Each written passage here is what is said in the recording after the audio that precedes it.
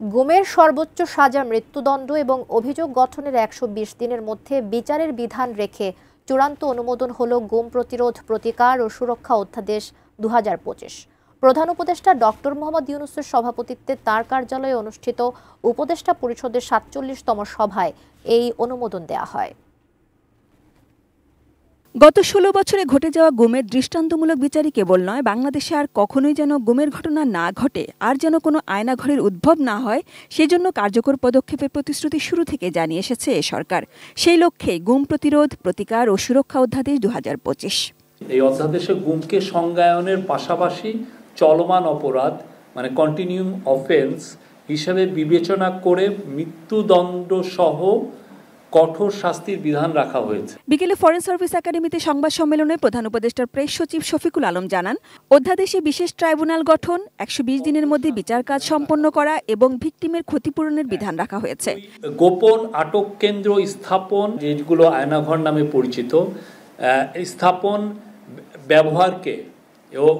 ব্যবহারকে শাস্তিযোগ্য অপরাধ হিসেবে ঘোষণা করা হয়েছে। জাতীয় মানবাধিকার কমিশনকে গুম সংক্রান্ত অভিযোগ গ্রহণ ও তদন্তের ক্ষমতা প্রদান করা হয়েছে। বিশেষ ট্রাইব্যুনাল গঠন, অভিযোগ গঠনের ১২০ দিনের মধ্যে বিচার সম্পন্নের বাধ্যবাধকতা, ভুক্তভোগী ও তথ্য প্রচারকারী ও সাক্ষীর অধিকার সুরক্ষা, ক্ষতিপূরণ এবং আইনগত সহায়তার নিশ্চয়তা প্রদান সংক্রান্ত বিধান অন্তর্ভুক্ত করা হয়েছে।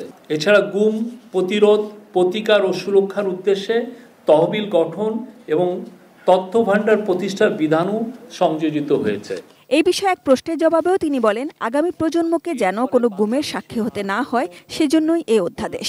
কোনো ফ্যাসিস্ট গভর্নমেন্ট এসে দেশে গুমের রাজত্ব চালাতে পারবে না এবং দেশের কোনো আয়নাঘর তৈরি হবে না। উপদেষ্টা পরিষদের সভায় জাতীয় লজিস্টিক নীতিমালায় অনুমোদন দেওয়া হয়। এছাড়া ২০২৬ সালের জন্য ২৮ দিন ছুটি নির্ধারণ করা হয়েছে। তবে সাপ্তাহিক ছুটির দিনের বাইরে মোট সরকারি ছুটি থাকবে ১৭ দিন। ৯ দিন হচ্ছে শুক্র শনিবার, সেই জন্য অ্যাকচুয়াল ছুটিটা হবে যেটা উইকডেতে পড়েছে সেটা হলো ১৭ দিন। জুলাই সনদ ও গণভোট বিষয়ে রাজনৈতিক দলগুলো এক সপ্তাহে মত না জানালে সরকার কি সিদ্ধান্ত নেবে তা নিয়ে আলোচনা চলছে বলে এক প্রশ্নে জানান প্রেস সচিব। আমরা আশা করব পলিটিক্যাল পার্টিগুলো তারা নিজেরাই এই পুরো বিষয়গুলো একটা ডিসিশনে আসবেন। নির্বাচনের যেই স্টেজ তৈরি হয়েছে সেখানে যেন পুরো জাতি এখন নির্বাচনের জন্য অধীর আগ্রহে আছে। ভিন্ন প্রশ্নে সিনিয়র সহকারী প্রেস সচিব ফয়েজ আহমদ জানান, আগামী নির্বাচনকে সামনে রেখে কারা কিভাবে নির্বাচন বানচাল করার জন্য নানান ধরনের ষড়যন্ত্র করবে সে বিষয়ে মোটামুটি জাতি অবগত। সরকার এই পরিস্থিতি মোকাবেলার জন্য যাবতীয় সকল ধরনের প্রস্তুতি নিচ্ছে। সাজিদা সুইটি, এটিএন নিউজ, ঢাকা।